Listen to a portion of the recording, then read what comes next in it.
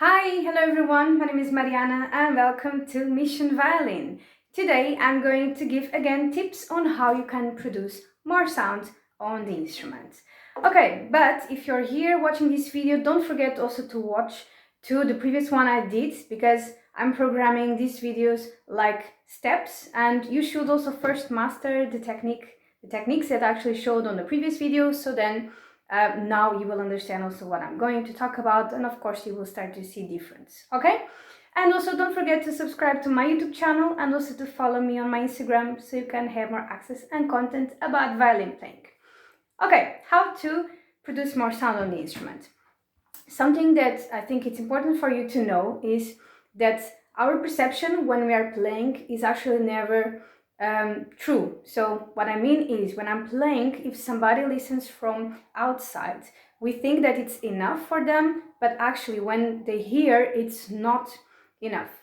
And I remember when I was studying, my first teacher was telling me all the time, you need to produce more sound, and I was always thinking, okay, maybe I will try to do a bit more, but maybe that's enough. And my teacher was always saying it's not enough. And I'm a teacher now, and I realize how my other teachers were true all the time.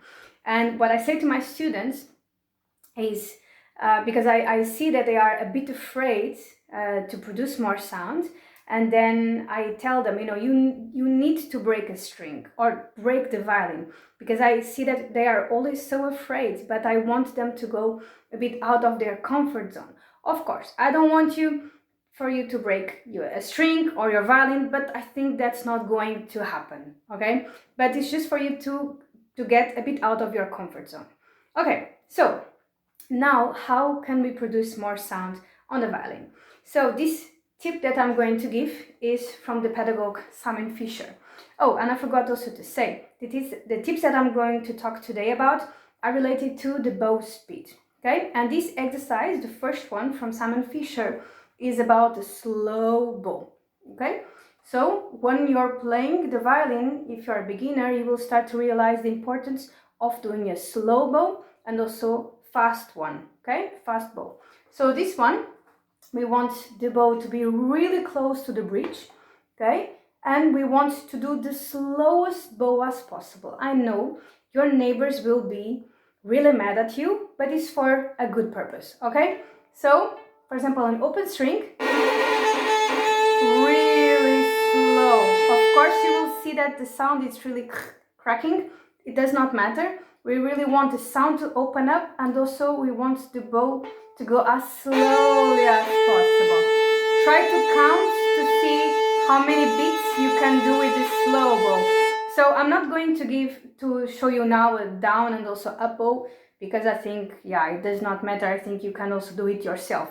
Try to do a really slow one, and also try to have your elbow down. For example, you can also combine with the tip that I gave on the previous video, that it was to have a bag on your elbow, so with a book, something, nothing too heavy, and then you will feel your elbow really, really, really down. So basically that's the first tip that I have to tell you. Then the other one is actually making a contrast of slow bow with faster one, because when you're learning how to play the violin, as I said, you need to combine different speeds, and what we want is the sound to be consistent independently. If you're doing slow or a fast one, you just want the sound to sound like the same. So for example, the exercise is going to be 4 beats down bow and 2 beats up. Okay, so the down bow will be slower and the upper, it will be faster. So for example, 1, 2, 3, 4, 1, 2. 1, 2, 3, 4, 1, 2. Okay, I don't know if you could hear, but you could not also listen to any difference, right? Then do the same exercise, but just starting up bow, like 1, 2, 3, 4, 1, 1, 2. Okay, so with this exercise we are combining different speeds, but as I said, the goal is for the sound to sound like the same. So if I close my eyes, if my students are doing this exercise, I cannot understand. I cannot see or listen, actually realize if they are doing down, starting down or starting up. Okay, so we really want the sound to sound like the same. So basically, those are my tips of today. I'm going to continue to post more videos about the sound production. I hope you enjoyed. If you have any questions, write them below, and I will see you in a future video. Bye!